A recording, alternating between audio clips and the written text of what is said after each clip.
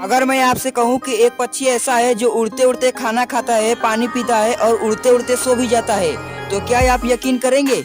लेकिन ऐसा सच में है और उस पक्षी का नाम है अबाबिल। अबाबिल पक्षी अपना ज्यादातर जीवन आसमान में बिताती है और ये हवा में उड़ते हुए छोटे छोटे कीड़ों को पकड़कर खा लेती है और पानी पीने के लिए नदी या झील की सतह को छूते हुए तेजी से गुजरती है।